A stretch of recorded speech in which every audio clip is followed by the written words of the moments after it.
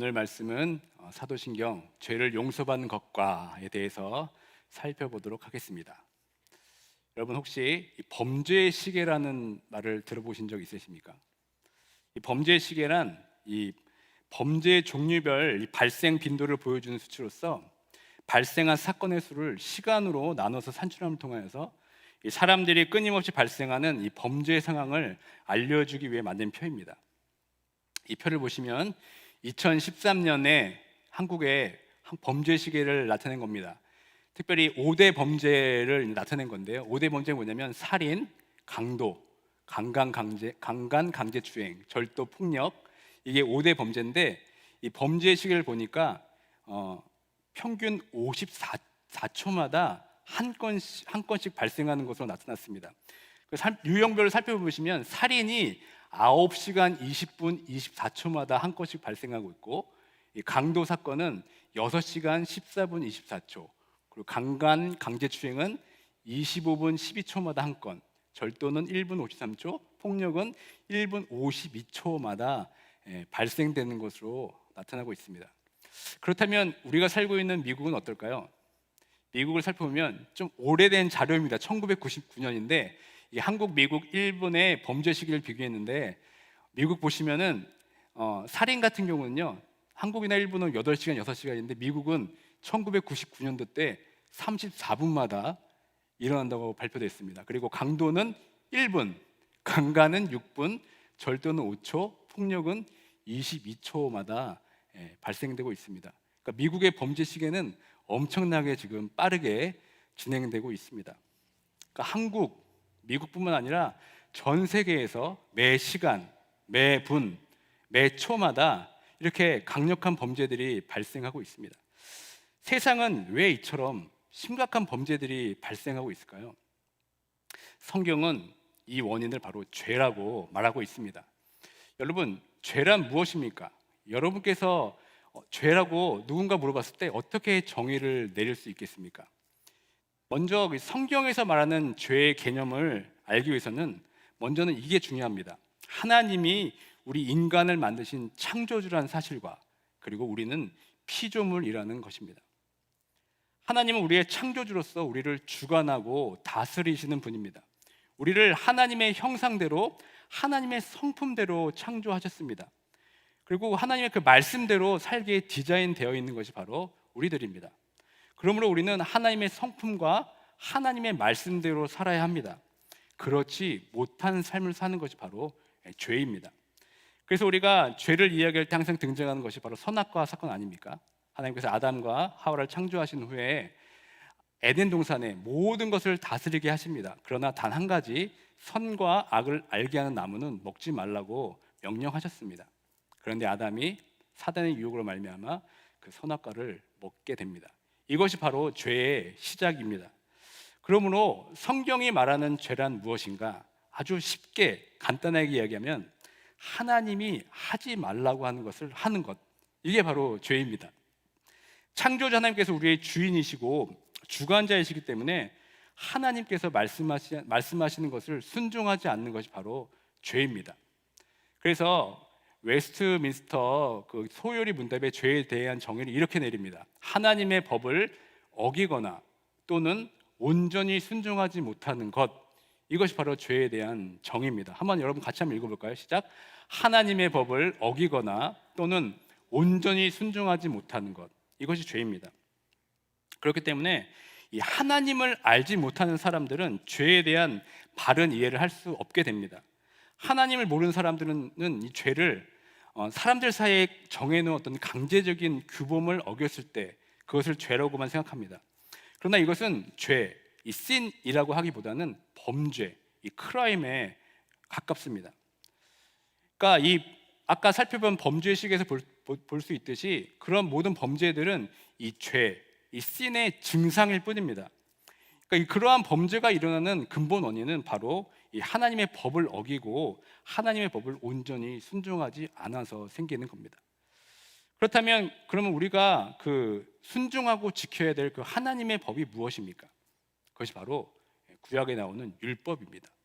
하나님께서는 우리 인간에게 하나님의 성품을 닮아가도록 하나님의 법, 율법을 우리에게 주셨습니다. 그 율법이 무엇입니까? 우리가 너무도 잘 아는 바로 십계명. 이것이 바로 하나님께서 우리에게 주신 율법입니다. 그렇다면 여러분, 이 율법의 핵심이 무엇입니까? 십계명의 핵심이 바로 두 가지로 나타나는데, 바로 하나님 사랑, 이웃 사랑. 이것이 하나님께서 우리에게 알려주신 법입니다. 그러니까 하나님께서 하라고 하는 것을 하지 않고 하지 말라고 하는 것을 하는 것이 바로 죄인 겁니다. 결국 하나님을 사랑하지도 않고 이웃을 사랑하지 않으면 그것이 바로 죄입니다. 오히려 사랑할 이웃에게 범죄를 저지르게 되는 그런 죄를 우리가 짓게 됩니다. 그래서 우리 마음에 하나님을 알지도 못하고 하나님을 사랑하지 않으면 필연적으로 발생하는 것이 있는데, 그것이 바로 마음의 부패입니다. 예레미야 17장 9절입니다.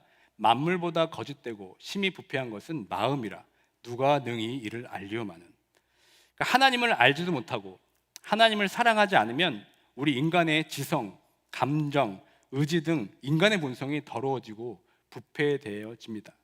예수님께서도 의도적으로 이 죄의 그 보여지는 행위보다도 더 심각하게 다루는 것이 있는데, 바로 그 내면의 동기였습니다. 마음을 예수님께서는 이렇게 지적하고 있습니다. 하나님을 알지도 못하고 불신하고 사랑하지 않을 때 생겨나는 증상을 이렇게 밝히고 있습니다.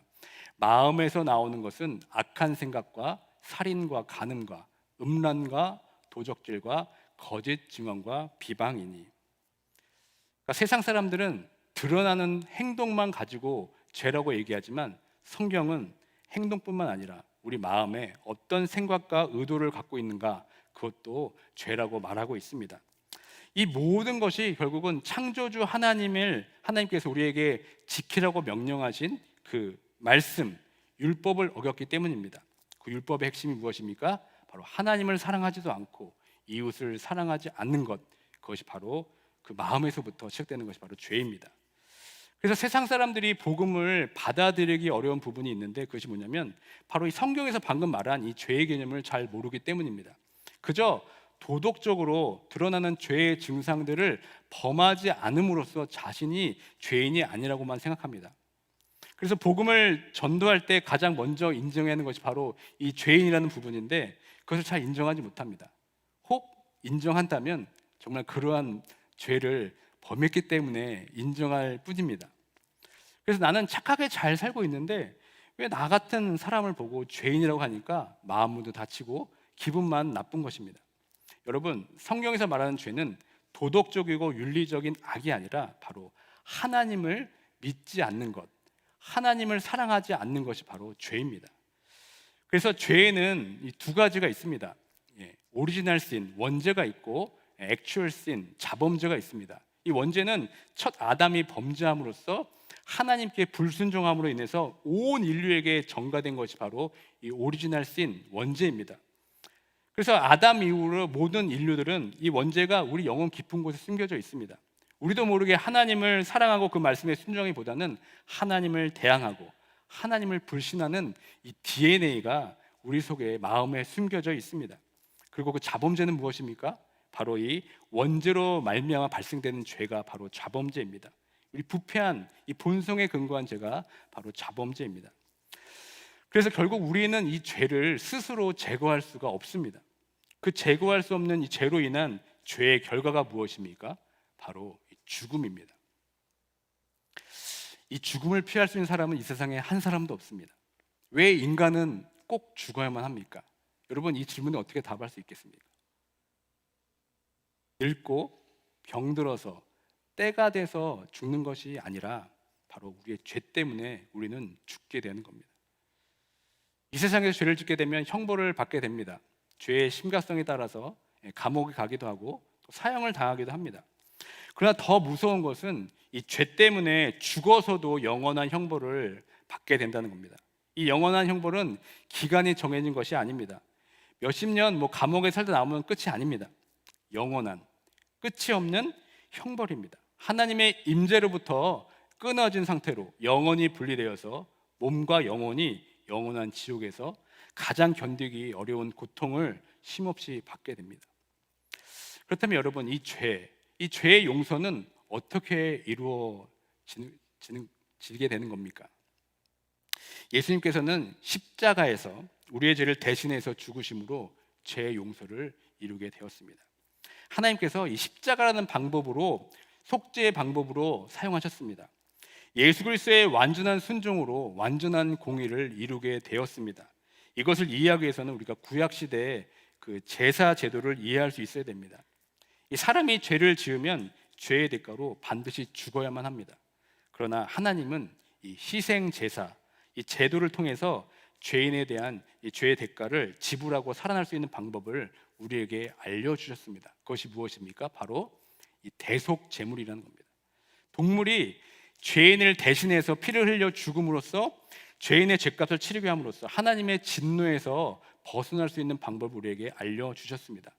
매일 성전에서 바쳐진 그 희생 제물을 통해서 죄를 용서받는 방법을 우리에게 보여줬습니다. 그래서 이스라엘 백성들은 가장 중요한 절기가 바로 대속죄일입니다. 이스라엘은 대제사장은 1년에 한 번 자신의 죄와 또 이스라엘 백성의 죄를 위해서 1년에 한 번 지성소에 들어가서 하나님께 속죄 제사를 드립니다. 대속죄일의 그 중요한 의식 중에 제일 중요한 것이 무엇이냐면 바로 온 백성의 죄를 용서받기 위해 특별히 2마리의 염소를 제물로 선택합니다. 이 2마리의 염소 중 1마리는 하나님의 성전에 드려지고 다른 1마리는 이 광야에 버려지게 됩니다. 그러니까 대제사장은 이 성전에 드린 첫 번째 염소를 그 피를 지성소에 데리고 들어가서 속죄소에 뿌립니다. 그러면서 피를 보신 하나님께서 이스라엘 백성의 죄를 용서하셨습니다. 이 속죄소에 뿌려진 피는 예수 그리스도의 피를 상징합니다. 하나님의 흘리신 대속의 피를 보시고 우리의 죄를 용서해 주셨습니다. 그리고 중요한 것이 뭐냐면 바로 이 둘째 염소인데요. 이것을 우리가 뭐라고 그러냐면 아사셀 이렇게 부릅니다. 먼저 대제사장이 이 염소의 머리에 안수하면서 이스라엘 백성의 모든 죄를 이렇게 전가시킵니다. 그 다음에 어떻게 됩니까? 이 끈을 묶어가지고 이스라엘 백성 가운데로 지나가게 됩니다. 그러면서 이 아사셀 염소가 지나갈 때마다 이스라엘 백성은 돌을 던지고 침을 뱉으면서 자신의 더러운 죄를 전가시키죠. 그리고 광야에 버려지게 됩니다. 그리고 이 아사셀 염소는 결국은 광야를 헤매다가 들짐승의 먹이가 됩니다. 그러니까 아사셀 염소가 가져간 죄는 하나님이 이스라엘의 죄를 더 이상 기억하지 않겠다는 표시입니다. 그러니까 이 아사셀 염소는 바로 우리의 죄를 대신해서 십자가 지시고 골고다 언덕길에 오르셔서 죽으신 그 예수님의 그림을 이 구약의 제사를 통해서 우리에게 보여주고 있습니다. 이러한 예수님의 죽으심 때문에 우리의 죄가 용서받을 수 있게 된 것입니다. 예수님께서 십자가의 대속 제물 되어 주심으로써 우리의 죄가 예수님께 전가되고 예수님께서 자신의 순종과 속죄를 통해 그 예수님의 그 의가 우리에게 전가된 겁니다. 이것을 우리가 무엇이라 하냐면 칭이라고 합니다. 죄인 우리를 예수 그리스도의 그 십자가의 죽음으로 우리의 죄를 대신해서 주시고 우리를 의롭다 칭해 주신 겁니다. 이것에 대해 사도 바울이 고린도후서 5장 12절에 이렇게 고백하고 있습니다. 다 같이 한번 봉독하겠습니다. 시작. 하나님이 죄를 알지도 못하신 이를 우리를 대신하여 죄로 삼으신 것은 우리로 하여금 그 안에서 하나님의 의가 되게 하려 하심이라. 아멘. 그러니까 이 칭의는 예수 그리스도의 그 십자가의 은혜로 값없이 주신 것입니다. 우리의 행위가 아니라 오직 믿음으로 의롭다 함을 받았습니다. 그런데 로마 캐톨릭 교회는 여전히 이 칭의의 은혜를 깨닫고 있지 못합니다. 하나님께서 예수 그리스도를 통해 이 값없이 주신 은혜의 선물을 제대로 여기지 못하고 있습니다. 그래서 이들은 여전히 의롭다 칭함을 받기 위해서 무엇을 합니까? 선행이라는 것을 해야 됩니다. 그리고 고해 성사 같은 7가지 성례전을 반드시 해야 됩니다. 구원의 필수 조건으로 이것을 해야 된다고 얘기하고 있습니다. 그리고 또 무엇입니까? 내세의 연옥을 주장하기도 합니다. 그러나 우리가 믿는 개신교는 이 죄사함의 결정적인 요인을 자신의 공로, 노력이 아니라 오직 믿음으로 의롭다 칭함을 받는다고 믿습니다. 여러분들은 우리의 죄가 예수 그리스도의 죽으심으로 단번에 용서받았음을 믿으십니까? 오직 믿음으로 죄사함 받고 구원 받으셨습니까? 아멘. 그런데 이 은혜를 잘못 오용하는 분들이 있습니다. 죄에 대한 인식을 잘못하는 분들이 있습니다.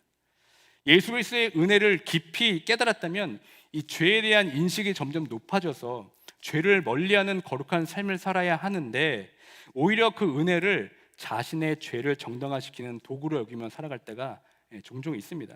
그저 나는 불쌍한 죄인이라고 여기고 외치고 이 거룩한 삶의 변화를 통해 변화를 위해서 애쓰지 않습니다. 저희 집에 세 아이가 있는데 그 중에서 늘 혼나는 아이가 있습니다. 그것이 바로 첫째 노아입니다. 왜냐하면 목소리가 제일 크기 때문입니다. 뭐 시끄럽게 소리가 난다, 싸운다 싶으면 거기 항상 노아가 있습니다. 물론 이 아론이랑 레아도 공범이긴 한데 첫째이기도 하고 목소리가 커서 늘 혼납니다. 그래서 조용히 해 얘기하면 하는 말이 I'm sorry 꼭 이렇게 얘기해요.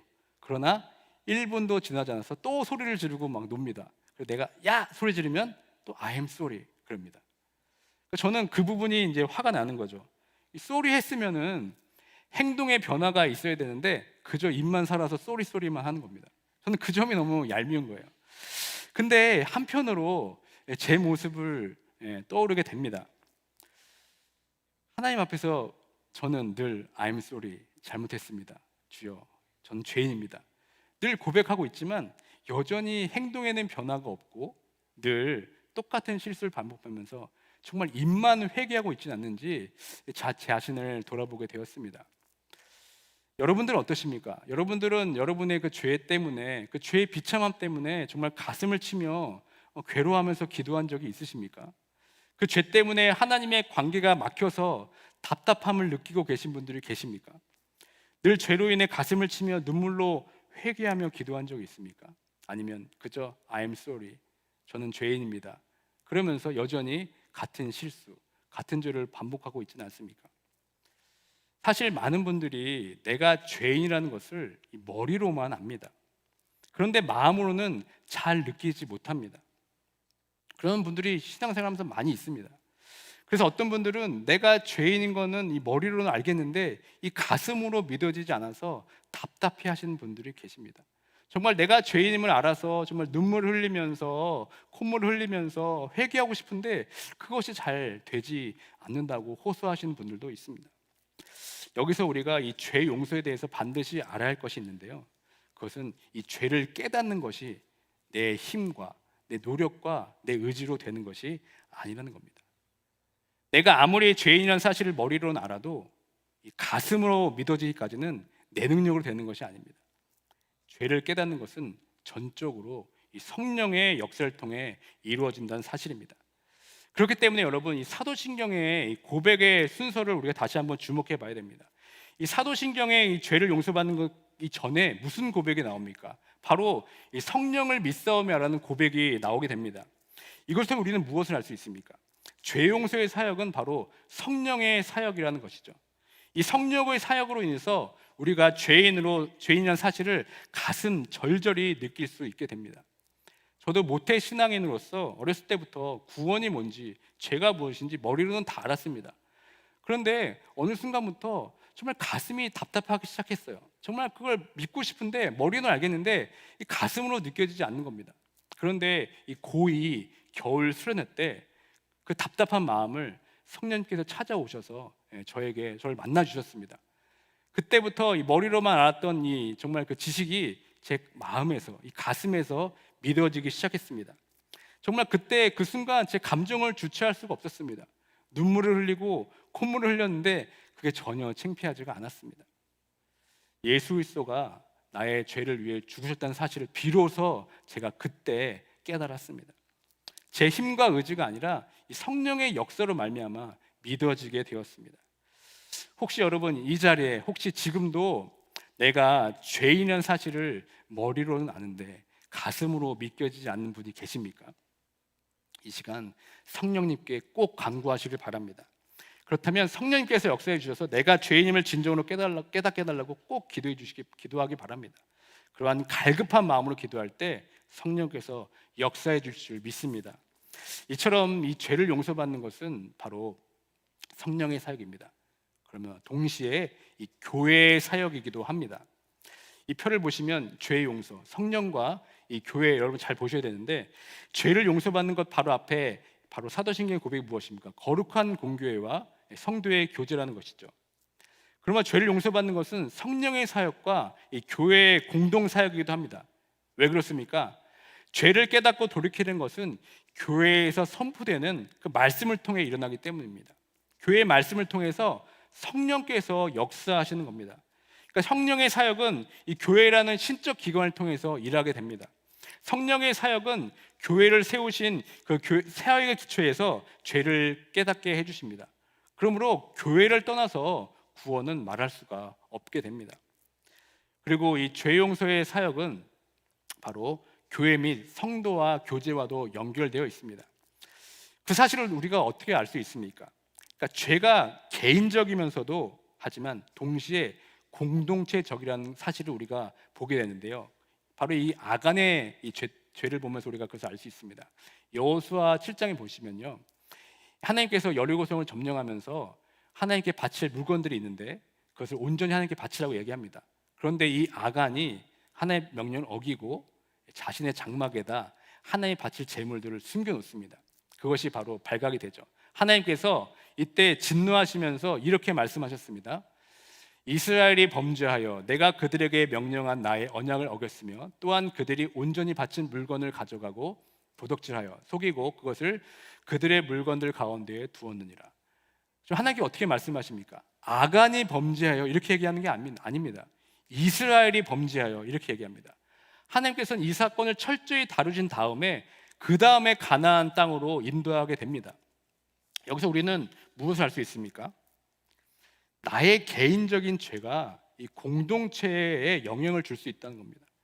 나의 개인적인 죄로 인해서 공동체의 성숙과 변화에 방해가 될 수 있다는 겁니다.